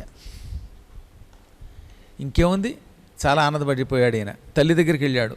అమ్మ, నాకు గణపతి దర్శనం అయ్యింది అనగానే ఆవిడ ఆశ్చర్యపోయిన, ఆయన నీకు దర్శనం అయ్యింది, నాకు అవ్వలేదేమిట్రా అంటే, నేను ఆర్తితో ఉన్నాను, పూర్వజన్మలో మహాపాపం చేశానని దుఃఖంతో ఉన్నాను, ఆ దుఃఖం వల్లే తపించిపోతూ ఆయన్ని తలుచుకున్నాను. నీకు అంత దుఃఖం లేదు కదా, అందుకే బహుశా నీ భక్తిలో కొంచెం లోపం ఉండి ఉంటుంది. అయినా పర్వాలేదు, నాకు కనిపించాడంటే నీకు కూడా శుభమే కలుగుతుంది. అసలు నీ వల్ల కదా నాకు ఆ దర్శనం కలిగింది. నీ పాదపద్మాలకి రోజు నమస్కారం చేసుకునేవాడిని. ఎప్పుడు కూడా ఈయన పూజ చేసే ముందు గురువుగారితో పాటు తల్లికి కూడా నమస్కారం చేసేవాడు ఉండయి. పూర్వం తల్లిదండ్రులని ఉండేవారు, తల్లిదండ్రులకి పిల్లలు నమస్కారం చేసేవారు. తల్లిదండ్రులు పూజించకుండా ఏ పని చేసేవారు కదా. కలియుగంలో పిల్లలు తల్లిదండ్రులు తెగతిచ్చేయడం అన్నమాట. మరీ దారుణం అండి. నీకు కాకుండా ఇంకొకరికి ఎవరికైనా పుట్టుంటే పాటికి సుఖపడేవాడిని. అందుకు ఆవిడ వాళ్ళ నాన్నతోటి ఇంకో చోట పడితే సుఖపడేవారో చచ్చేవారో ఎవరికి తెలుసు. ఎటువంటి పాపాత్ముడైనా దుర్మార్గుడైనా పేదవాడైనా తండ్రే. బయటవాడు మన తండ్రి ఎలా అవుతాడు, బయటవాడు మన తల్లి ఎలా అవుతారు. ఈ మతాలు మారేవాళ్ళు అంతా అలాంటి వాళ్ళే. ఎవడన్నా దుర్మార్గుడు నువ్వు నా తల్లివి కాదు అంటే ఎంత పాపం. అలాగే తల్లి మన మతం అంటే, ఈ మతం విడిచిపెట్టి మరో మతం దగ్గరికి వెళ్ళడం అంటే అంతటి వ్యభిచారులు, నీచులు, క్షుద్రులు, పాపాత్ములు మరొకరు లేరట. ఛీ, పరమతంలో ఎన్ని సుఖాలున్నా దరిద్రమే. శ్రేయాన్ స్వధర్మో విగుణ పరధర్మాత్ స్వనుష్ఠితాత్ స్వధర్మే నిధనం శ్రేయ పరధర్మో భయావహ. నీ ధర్మంలో నువ్వు చచ్చిపో పర్వాలేదు, నీ మతంలో ఉండగానే చావు.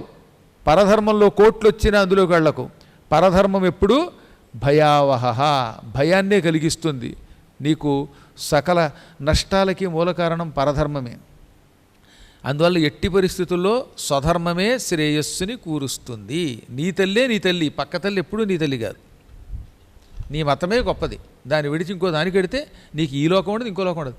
ఈ మతాలు మారిన వాళ్ళు ఎక్కడికి వెడతారో మీకు తెలిసిన, ఎలాగో వాళ్ళకి ఈ వాళ్ళ మతానికి సంబంధించిన నరకం రాదు, అసలు వాళ్ళకు లోకమే లేదు, మన స్వర్గం రాదు. మధ్యలో అటు ఇటు కాకుండా ఒక భయంకరమైన పిశాచలోకం ఉంటుందిట. ఆ పిశాచలోకంలో తల్లకిందులుగా వేళ్లాడుతూ మలమూత్రాలు తింటూ నానాయాతన పడిపోతారు. దాని గురించి వర్ణించారు. అది వింటే శరీరం గగురుపాటు గురవుతుందన్నమాట. నేను అలాంటి వాళ్ళని చూశాను. మతం మారి తర్వాత ఘోర నరకాలలో పిశాచాల రూపంలో అల్లాడిపోతున్నప్పుడు నన్ను రక్షించండి గురువుగారు అని ఒక శిష్యుడు అడిగాడు. ఓ శిష్యుడు అలాగే మతం మారి పొరపాటున, ఎందుకు మారుతారో తెలియదు, డబ్బులు కక్కుర్తికో లేకపోతే అవతలవాడి మోసంలో పడిపోతారో మారి ఆ తర్వాత నరకం అనుభవించినటువంటి వాళ్ళు చచ్చాక ఏడుస్తారన్నమాట. అలా ఒకడిని నేను అదృష్టవశాత్తు బాగు చేయగలిగా, కానీ అన్ని వేళలో అందరినీ బాగు చేయలేము. కాబట్టి మీరు ఈ విషయం చెప్పి ఇప్పటికే మీ ఇళ్లలో ఎవరైనా దరిద్రులు మారి ఉంటే వాళ్ళని నెత్తి మీద కొట్టైనా సరే వాళ్ళని మార్చండి, లేదా కనీసం మీ ఇంట్లో మిగతా వాళ్ళు మారకుండా చూడండి. ఈ మతం మారినటువంటి వాడు ఎటువంటి వాడంటే విషము కంటే అగ్ని కంటే ప్రమాదం. నిప్పుని కొంగు కట్టుకోవచ్చేమో, కానీ మతం మారిన వాడు ఇంట్లో ఉంచలేమకూడదట. మెడబట్టు గంటేమన్నారు నిర్దాక్ష్యంగా అలాంటి వాళ్ళు అనమాట. నేను చెప్పలా, మన పురాణాలు అలా చెప్పాయి. అంత పాపాత్ములు వాళ్ళు. కుళ్ళిపోయిన అవయవాన్ని ఏం చేస్తారండి డాక్టర్లు? ఓ చెయ్యి మొత్తం కుళ్ళిపోతే ఏం చేస్తారు? సెప్టిక్ అయిపోతే కోసేసి ఆపరేట్ చేసి ఆ చెయ్యి తీసేస్తారు. కాలు కుళ్ళిపోతే తీసవతల పారేయాలి. అలాగే ఈ మతం మారినటువంటి వాడిని ఇంట్లోంచి నిర్దాక్షిణ్యంగా మెడబట్టు గంటేయాలట. అసలు వాళ్ళు అన్నం తినకూడదు బాబోయ్. వాళ్ళంత నీచులు మరొకళ్ళు నేర్పమన్నారు అంతే. జై బోలో గణేష్ మహారాజుకి. అందువల్ల తల్లిదండ్రులకి భక్తి శ్రద్ధలతో నమస్కారం చేసేవాడు వీడు. మా అమ్మ వల్లే నాకు ఈ జన్మలో ఈ ముద్గలుడి దర్శనమయ్యింది అనుకుంటూ అత్యంత భక్తి శ్రద్ధలతో నీకు నమస్కరించాను. తల్లి, నీ కటాక్షం వల్ల కదా నాకు గణపతి దర్శనమయ్యింది, కాబట్టి నాకు వచ్చిన పుణ్యంలో సగం పాలు నీది అని తల్లికి నమస్కరించాడు. ఆ తర్వాత మళ్ళీ కొంతకాలం పాటు గణపతి కల వచ్చేదాకా ఇక్కడే ఉండమన్నాడుగా. అందుకని స్వప్నం వచ్చేదాకా ఆ ముద్గలుడి ఆశ్రమంలోనే ఉంటూ అనుష్ఠానం కొనసాగించాడు. రోజు గణపతిని భక్తి శ్రద్ధలతో పూజించేవాడు, షోడశోపచారాలు చేసేవాడు. ఇలా 60 రోజుల పాటు చేసేట. ఎంతాళ్ళు? 60 రోజులు. 61వ రోజు తెల్లవారుజామున ఇంచుమించుగా 3 గంటలు 3-3:30 మధ్యలో ఆయనకి కల వచ్చింది. ఈ ఉపాసన మొదలుపెట్టాక సాధారణంగా 4 గంటలకు లేచిపోతున్నాడు ఆయన. ఈ పూట ఎందుకో ఎక్కువసేపే పడుకున్నట్టు. 3-3:30 కల వచ్చింది. కల వచ్చిన తర్వాత ఒక అర్ధగంటకు కానీ ఒక అరగంటో గంటకో కానీ ఆయన లేవలేదు. చెప్పాక 3:30 నుంచి 4 గంటల మధ్యలో లేచి ఆయన ఆ పూట అప్పుడు గాఢంగా నిద్ర పట్టిందిట తెల్లవారుజామున. ఆ నిద్రలో ఒక కల వచ్చింది. ఆ కల ఎలా ఉంది? సింధూరము ఏ రంగులో ఉంటుందో అటువంటి రంగుతో ఉన్న ఒక ఏనుగు కనపడింది. ఇవాళ మన గణపతికి పోసేశారు బాగా సింధూరం. శివాలయంలో సింధూరం పుయ్యండి అనగానే పూశారు, చక్క బాగా పూశారు. సింధూర గణపతి అన్నమాట ఆయన. అలాంటి సింధూర వర్ణములో ఉన్న ఒకానొక ఏనుగు, మంచి అద్భుతమైన కాంతితో ఉన్న ఏనుగు ఇతనికి కలలో కనపడింది. తన తొండంతో ఒక హారం పట్టుకొచ్చింది. ఆ హారం కూడా తామర పువ్వుల మాల, పద్మహారం, పద్మ పుష్పాలతో తయారు చేయబడినటువంటి హారం. తామర పువ్వులతో, అందున ఎర్ర తామర పువ్వులతో ఒక మాల తయారు చేసి ఆ దండ స్వామివారి మెడలో వేస్తే ఎంత బాగుంటుందండి. ఒక్కసారి మాత్రం పట్టుకొచ్చారు ఎవరో, మా సత్యధర్మేశ్వరుడికి పెద్ద మాల పట్టుకొచ్చారు. ఎవరు పట్టుకొచ్చారో గుర్తురావట్లేదు, కానీ తెల్ల తామర పువ్వుల దండ వేశారు. శివుడికి తెల్ల తామర పువ్వుల దండ, గణపతికి ఎర్ర తామర పువ్వుల దండ, విష్ణువునికి నల్ల కలువ పువ్వులు నీలోత్పలాలను ఉంటాయి వాటితో తయారు చేసిన దండ వేస్తే సకల శుభాలు కలుగుతాయి. కలువ పువ్వులో నీలం ఉంటుంది సరే, నీలోత్పలం అంటారు, నల్ల కలువ. ఆ దండ విష్ణువుకి ఎక్కువ ఇష్టం. ఎర్ర కలువ పువ్వుల దండ, ఎర్ర తామర పువ్వుల దండేమో స్వామివారికి ఇష్టం, విఘ్నేశ్వరుడికి. కలువ పువ్వులు వేరు, తామర పువ్వులు వేరు. ఇవాళ పొద్దున మనం విఘ్నేశ్వర పూజ చేసుకున్నామే, అందులో ఎర్ర తామర పువ్వులు వేసాం. అది అక్కడ ఉన్న తామర పువ్వు, అది ఎర్ర తామర. కలువ పువ్వులు మళ్ళీ మధ్యలో అంత దుద్దు ఉండకుండా కొంచెం సన్నగా రేకులు ఉంటాయి. ఈ కలువల్లో కూడా నల్ల కలువ, ఎర్ర కలువ, తెల్ల కలువ ఉంటాయి. ఎర్ర కలువని చెంగల్వ అంటారు. చెన్ను అంటే ఎరుపు, చెన్ను కలువ చెంగల్వ. సంస్కృతంలో కోకనదము అంటాం. తెల్ల కలువని సాధారణంగా కలువని అంటారు, ఉత్పలమని అంటాం. వ్యవహారంలో శీతోత్పలం తెల్ల కలువ అని కూడా వాడతారు. ఇక నీలోత్పలం, అమ్మవారు ఎలా ఉంటుందో చెప్పారు. కాళికాదేవి రంగుని వర్ణిస్తూ నీలోత్పల దళ శ్యామ, నల్ల కలువ పువ్వు వలె శ్యామల వర్ణంలో ఉంటుంది అని శివపురాణంలో అమ్మవారిని వర్ణించారు. ఈ రంగులన్నీ తెలుసుకోవాలి. మొత్తం మీద విఘ్నేశ్వరుడికి ఎర్ర తామర పువ్వుల దండంటే ఇష్టం. అందుకే ఈ దక్షుడికి కళ, ఆ కళలో మంచి ఏనుగు కనపడింది. ఆ ఏనుగు కుంభస్థలం అంతా కూడా ఎర్రని సింధూరం పూసినటువంటి రంగులో ఉంది. ఆ ఏనుగు ఒక తామర పువ్వుల దండ పట్టుకొచ్చింది. అది కూడా ఎర్ర తామర పువ్వుల దండ. ఆ దండ పట్టుకొచ్చి మెడలో వేసింది. అంతే, టక్కన వెలుగు వచ్చేసింది దీనికి. ఇదంతా అయ్యేసరికి చాలాసేపు పట్టింది ఇట్లాంటి కళ. మూడున్నర మధ్యలో వచ్చిన కళ 4:30 దాకా వచ్చింది. ఆ ఏనుగు అలా కనపడడం, దగ్గరికి రావడం, మెడలో దండేయడం, అతను అటు ఇటు తిప్పడం, చాలాసేపు వచ్చింది కళ. ఇతను ఆశ్చర్యం ఆనందంతో ఓహోహో గజముఖ గజముఖ అనుకుంటున్నాడు, లేచిపోయాడు. పక్కన వాళ్ళమ్మ ఏమిట్రా కలవరిస్తున్నావు అంది. ఇది కలవరించిందా కలవరించానా అనుకున్నాడు ఆయన. మెల్లగా లేచి, అమ్మ ఈ తెల్లవారుజామున విచిత్రమైన కల వచ్చింది, ఏనుగు కల్లో కనపడింది, మెడలో దండ వేసినారు. కానీ వెంటనే ఈవిడ ఆశ్చర్యపోయింది. ఈవిడ వాళ్ళ అమ్మ మహారాజు గారి భార్య కదవా, ఇప్పుడంటే ఏదో కొడుకు కోసం అడవిలోకి వచ్చింది, కానీ వల్లభుడనే రాజుగారి భార్య ఆవిడ. ఆ రోజుల్లో మహారాజు భార్యలు ఎలాంటి వాళ్ళు అండి, వ్యాకరణం, సంస్కృతం, శాస్త్రాలు అధ్యయనం చేసిన వాళ్ళు. ఆవిడ మహాపండితురాలు. ఆవిడ వెంటనే కళ్ళు మూసుకొని, అద్భుతమైన కల వచ్చిందిరా నీకు అన్నది. స్వప్నాధ్యాయం నేను చదువుకున్నాను నాయనా, నేను బృహస్పతి రాసినటువంటి కలల ఫలితం అనే శాస్త్రం చదివాను. బృహస్పతి స్వప్నాధ్యాయం అనే ఒక పుస్తకం రాశాడు. ఈ స్వప్నాధ్యాయం అంటే ఏమిటి, ఏ కల వల్ల ఏ ఫలితం వస్తుందో అందులో రాశాడనమాట. శకున శాస్త్రం, ముహూర్త శాస్త్రం, స్వప్నాధ్యాయం, అలాగే బల్లి మొదలైనవి పడ్డం వల్ల వచ్చినటువంటివి, ఇవన్నీ బృహస్పతి రాశాడు. రాసినవాడు బృహస్పతి, అల్లాటప్పవాడు కాదు. ఇద్దరు మహానుభావులు ఈ స్వప్నాధ్యాయం వంటి శాస్త్రాల గురించి రాసిన వాళ్ళలో గొప్పవాళ్ళు. ఒకడు బృహస్పతి, మరొకడు శుక్రాచార్యుడు. ఇద్దరికిద్దరే. ఆ ఇద్దరూ చాలా గొప్పవాళ్ళే. ఈ మధ్యన ఒకడు ఉన్నాడు, నెత్తి మీద వెంట్రుక మొక్కలేని ఒక దరిద్రుడు ఉన్నాడు. వాడు చాలాసార్లు పురాణాల్లో బల్లి గురించి శకునం అంటారు, తప్పు. విఘ్నేశ్వరుడు పూజ అక్కర్లేదు, అసలు విగ్రహమే అక్కర్లేదు, ఆవులేమో పశువులు, ఇలా నోటుకొచ్చినట్టు వాగేస్తున్నాడు అనమాట. వాడికి ఏమైనా పిచ్చి పెట్టేసిందేమోనండి. ఆ భార్య వదిలేసిపోవడంతో, రెండో పెళ్లి చేసుకోవడంతో ఏదో వచ్చింది, కొంచెం పిచ్చి ఏదన్నా వచ్చిందో ఏమిటో తెలియదు, కానీ పిచ్చివాగుడు ఎక్కువైపోయి ఏం మాట్లాడుతున్నాడో తెలియట్లేదు. చాలా భయం వేస్తుంది అనమాట. అలాంటి నాస్తికవాదం అది.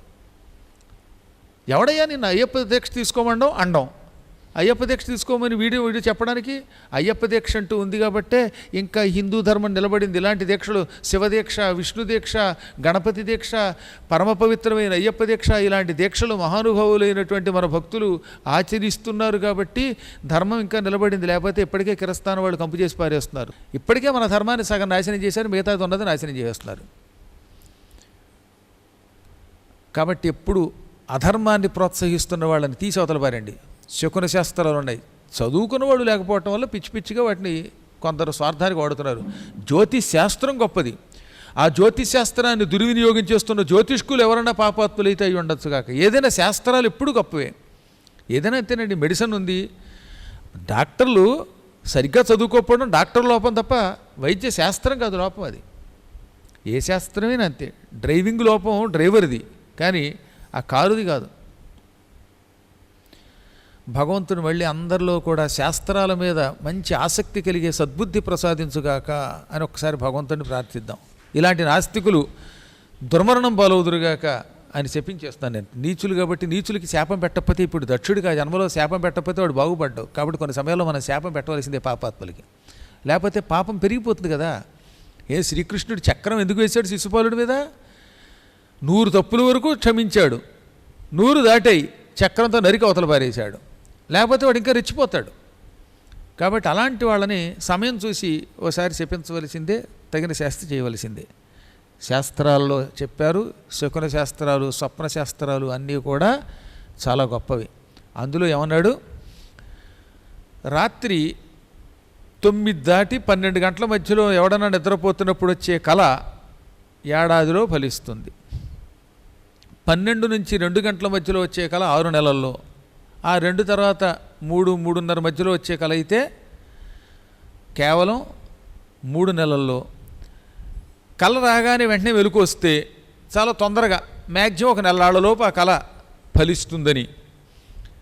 బ్రాహ్మీ ముహూర్తంలో వచ్చిన కళ శీఘ్రకాలంలో 1 వారం 10 రోజుల్లో ఫలిస్తుందని బృహస్పతి స్వప్నాధ్యాయంలో చెప్పాడు.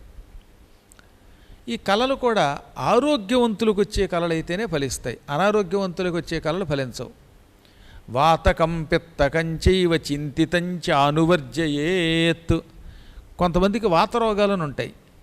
తీవ్రంగా వాతం ఉన్నప్పుడు, పిత్తకం అంటే పైత్య రోగం ఉన్నప్పుడు, వాడికి వచ్చిన కళలు ఫలించవు. ఓ రోగంతో నిద్రపోతున్నప్పుడు అన్ని రకరకాల భ్రమలు వస్తాయట, కాబట్టి ఆ కళలు ఫలించవు. కాస్త ఆరోగ్యంగా ఉన్న మీలాంటి పుణ్యాత్మలకు వచ్చే కళలు ఫలిస్తాయి అన్నమాట. చింతితంచ అనువర్జయేత్. పగలు దేని గురించి అయినా ఆలోచిస్తున్నప్పుడు అది రాత్రికి ఆలోచిందనుకోండి, అప్పుడు అది పనిచేయదు. ఎవడో ఉన్నాడు, మంచి నల్లని కారు, ఏపీ 31, చక్కగా అక్కడ గ్రౌండ్లో పీఠానికి ఎదురుగుండా పెట్టారు అని ఆ కారుని పగలంతా చూశారండి ఒక ఆయన. భీమిలి నుంచి వచ్చిన జోస్యుల వారి కారు, భలే ఉంది కారు, నల్ల కారు, నిగనిగ కారు అని పగలంతా ఈ జోస్యుల వారి కారునే తలుచుకున్నారు. పేరేంటంటే వచ్చిపోయిన ఇంటి పేరు జోస్యులను, జోస్యుల సత్యనారాయణ గారిని కారు తలుచుకున్నాం అన్నమాట. ఆయనదేగా కారు గ్యారంటీగా ఆయనదే.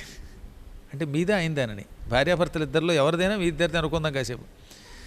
ఇక ఆ కారును చూసినప్పుడల్లా పగలంతా చూసి ఇలాంటి పిల్ల రాత్రి దాన్నే తలుచుకుందనమాట. జోస్యుల సత్యనారాయణ గారి కారు, జోస్యుల సత్యనారాయణ గారి కారు అని రాత్రికి ఆలోచింది ఆవిడికి. ఏమని? జోస్యుల సత్యనారాయణ గారు వచ్చి, అమ్మాయి పగలంతా నా కారు గురించి తలుచుకున్నావు, ఇదిగో నీకు ఇచ్చేస్తున్నాను కారు అని కల వచ్చింది. ఆ కళ ఫలించదు, ఎందుకని ఈ అమ్మాయి 10 సార్లు తలుచుకుంది కనుక. పగలంతా కారు మీదే దృష్టి పెట్టింది. అలా కారు మీద దృష్టి పెట్టినప్పుడు రాత్రి కల వచ్చి ఆ కళలో ఆయన కారు ఇచ్చినట్టు వస్తే ఆ కళ ఫలించదు. నేను ఆయన కారుని అసలు చూడలేదు, పట్టించుకోలేదు, నేను గాఢంగా నిద్రపోతున్నాను తెల్లవారుజామున.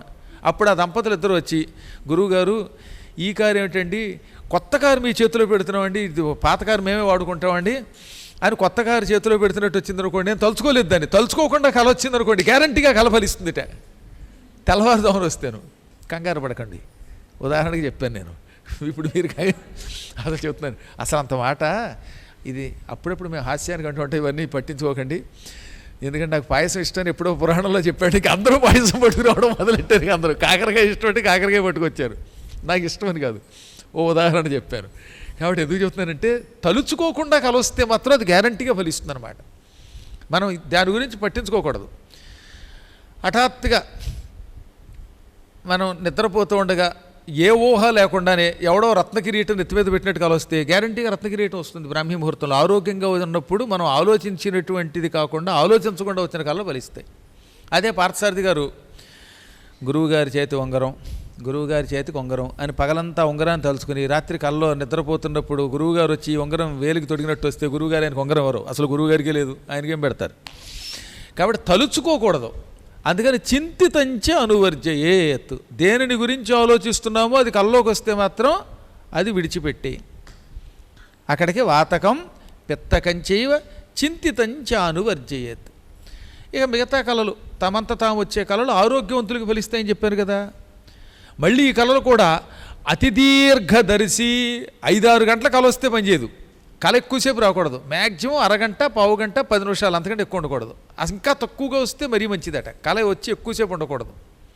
ఒక్కొక్కడు పడుకున్నసేపు మొత్తం అమెరికా ప్రెసిడెంట్ అయిపోయినట్టు, తెల్లవారులు ఈ కాసేపట్లో 5-6 ఏళ్ళు పరిపాలన చేసినట్టు నానా గందరగోళాలు వచ్చేస్తాయి. అదేం ఉపయోగంలా. ఆ మధ్యన ఒకడు వచ్చాడు, 4 గంటల కళ వచ్చింది. 4 గంటలు రంభాదేవి అప్సరస్సు నా దగ్గరకు వచ్చి కూర్చున్నట్టు, ఆవిడ నృత్యం చేసినట్టు, నన్ను స్వర్గానికి పట్టుకెళ్ళినట్టు వచ్చింది అన్నాడు. అయితే నీ బతుకు స్వర్గంలో ఎదురబొమ్మన్నా. ఎందుకంటే 4 గంటల కళ రాకూడదు. ఒక 2 నిమిషాలే రంభ కనబడి ఉంటే వీడు స్వర్గానికి వెళ్ళగలిగేవాడు. కర్మగాలి 4 గంటలు వచ్చిందట. అందుకని అతి దీర్ఘ స్వప్నం పనికిరాదు. మరి అతి స్వల్పం అంటే సెకండ్స్, లేక 1 నిమిషమో అరసెకనో వస్తే అది ఫలించదు. 1 గంట నుంచి పావు గంట మధ్యలో వచ్చే, పావు గంట నుంచి గంట మధ్యలో వచ్చే కళలు అయితే బాగా తొందరగా ఫలిస్తాయి. ఇంక వీటిల్లో కూడా పాలు కారే చెట్టు ఎక్కామా, వాడు వీలునామా రాసుకోవడం మంచిదే. ఏ జిల్లేడు పాలో, లేకపోతే కొన్ని చెట్లు ఆకులకు వస్తే పాలు కారుతూ ఉంటాయి. అలా పాలు కారుతూ ఉన్నటువంటి చెట్లు కనుక మనం ఎక్కినట్టు కల కన్నామంటే మాత్రం వాడు తీవ్రమైన అనారోగ్యం పాలవుతాడు. కరోనా అయినా రావచ్చు, ఇంకో మరోనైనా అయి ఉండొచ్చు. వాడు ఎక్కువ కాలం ఉండటట. అటువంటి వాళ్ళు వెంటనే రుద్రాభిషేకం, మృత్యుంజయ అభిషేకం చేసుకోవాలి, లేదా ఆంజనేయుడిని తలుచుకోవాలి, లేకపోతే ప్రమాదం పొమ్మన్నారు. కలలో నల్లని స్త్రీలు, నల్లని వస్తువులు, మళ్ళీ ఆ నల్లని స్త్రీలో నల్లని పురుషులో ఎర్రని బట్టలు కట్టుకున్నట్టు వచ్చారా, అది మృత్యుదేవతే. అలా రావణాసురుడు కల కన్నాడు కాబట్టి చచ్చిపోయాడు. కంసుడికి అలాంటి కల వచ్చింది. ఓ నల్లని ఆవిడ ఎర్ర బట్టలు కట్టుకుని మెడలో తాడేసి పట్టుకుపోయినట్టు కల వచ్చిందంటే తెల్లారికి చచ్చిపోయాడు కంసుడు. చూశారు. ఇలా కొన్ని చెప్పారు. బురదలో పడిపోయి మలమూత్రాలు తాగుతున్నట్టు, కలలో నిద్రలో నూనె తాగుతున్నట్టు, గాడిద ఎక్కి ప్రయాణం చేస్తున్నట్టు, మొసలి ఎక్కి ప్రయాణం చేస్తున్నట్టు, తర్వాత ఒంటె ఎక్కి ప్రయాణం చేస్తున్నట్టు, పంది ఎక్కి ప్రయాణం చేస్తున్నట్టు కలొచ్చిందా? 2 months తర్వాత వాడు ఉంటాడో లేదో చెప్పలేము. ఒకవాడు ఉంటే తీవ్రమైన అనారోగ్యానికి గురవుతాడు. కలలో ఏనుగు రావడం పరమశుభం. ఏనుగు వచ్చినా, ఏనుగు ఎక్కినట్టు కలొచ్చినా, ఏనుగు మెడలో దండ వేసినట్టు వచ్చినా వాడు మహా చక్రవర్తో సార్వభౌముడు అయిపోతాడు. వాడు ఎలక్షన్లో పోటీ చేస్తే గ్యారంటీగా ఎమ్మెల్యేగా నెగ్గి చీఫ్ మినిస్టర్, కనీసం చీఫ్ మినిస్టర్ అయినా అయిపోతాడు. ఏదో మినిస్టర్షిప్ వచ్చేస్తుంది వాడు గ్యారంటీగా. ఏనుగు చాలా శుభం అన్నమాట. అందుకే ఏనుగు ఎప్పుడు వస్తుందని చాలామంది చూస్తూ ఉంటారు పాపం. కానీ ఏనుగు రావాలని తలుచుకుని నిద్రపోకండి, తలుచుకోకుండా రావాలి కల. గుర్రం మీద ఎక్కినట్టు కల వచ్చినా కూడా అటువంటి వాడికి మంచి ఉద్యోగమో ధనమో హఠాత్తుగా వస్తాయి. కలలో సాత్వికమైన నవ్వుతో కూడిన దేవతలు వస్తే మంచిది. అమ్మవారు కల్లో కనపడడం, విఘ్నేశ్వరుడు కల్లో కనపడడం, విష్ణువు కల్లో కనపడమే కాకుండా నవ్వుతూ కనపడాలన్నమాట. ప్రేమగా చూస్తూ కనపడాలి, అప్పుడు శుభం అవుతుంది. నల్లని రూపంతో మహాకాళి కనపడి ఏరా అని శూలం పుచ్చుకుని మీదకు వచ్చిందా 1 year, ఆ తర్వాత ఏమనం వెళ్ళిపోయినట్టే. అందువల్ల మళ్ళీ అమ్మవారు అలా కనపడకూడదు, కొంచెం సంతోషంగా కనపడాలి. గురువుగారు కళ్ళెర్ర చేసి కల్లో కనపడకూడదు, ఏరా అని తిట్టకూడదు. నవ్వుతూ పురాణం చెబుతున్నట్టు కలొస్తే గురువుగారట వాడు 6 నెలలు తిరగకుండా ఐశ్వర్యవంతుడైపోతాడట. అలాంటి కళ మంచిదన్నమాట. ఇంకా చాలా చెప్పారు. ఆడవాళ్ళు కల్లో చీర కొంగు పుచ్చుకొని చంద్రుడిని తుడుస్తున్నట్టు కానీ, లేదా మంచి మేడెక్కినట్టు కానీ, కొండెక్కినట్టు కానీ, సూర్యుడి దగ్గరికి వెళ్ళినట్టు కానీ కల పొందారా, ఇక భార్యాభర్తలు టింగు రంగానని ఇద్దరు చట్టాపట్టాలు వేసుకొని యావజ్జీవితం మహైశ్వర్యంతో సుఖంగా జీవిస్తారట. భార్యాభర్తల మధ్యలో ఐకమత్యం వస్తుందిట, ఇద్దరికి బోలే డబ్బు వస్తుందన్నమాట. ఇక ఆ ఇద్దరు కూడా విడిచిపెట్టకుండా నీవు లేక నేను లేను, నేను లేక నీవు లేను అని పాడుకుంటూ తెగ తిరిగేస్తారట. చాలా అద్భుతమైన కళలో అదొక కళ అన్నారు. సీతాదేవి కళ వచ్చింది. త్రిజటా స్వప్న వృత్తాంతం అదే. సీత రాముడితో కలిసి చంద్రమండలం దాకా వెళ్ళి చంద్రుడిని తుడిచినట్టు వచ్చింది కళ. అంతే, సీతకి భర్త దొరికాడు, హాయిగా సుఖంగా ఆనందంగా ఉన్నారు. కాకపోతే ఈ కళ సీతకి రాలేదు, త్రిజటకు వచ్చింది. ఆ కళ ఫలించింది. సీతకు వచ్చి ఉంటే అసలు చివరిలో కూడా విడిపోయేవారు కాదు. విడిపోతే వైకుంఠానికి వెళ్ళకపోతే ఇంకో అవతారం రాదు. అందుకని ఈ కళ త్రిజటకు వచ్చేలా చేశాడు భగవంతుడు. ఇలా మంచి మంచి కళలు చాలా ఉన్నాయి. అందువల్ల ఇవన్నీ గుర్తుపెట్టుకునేవాడు ఏమన్నది, నువ్వు చాలా అదృష్టవంతుడు నాయన, ఈ ఏనుగు వచ్చింది, ఇది చాలా మంచిది, దీన్ని బట్టి నువ్వు మహారాజయోగం పొందబోతున్నావు అన్నది.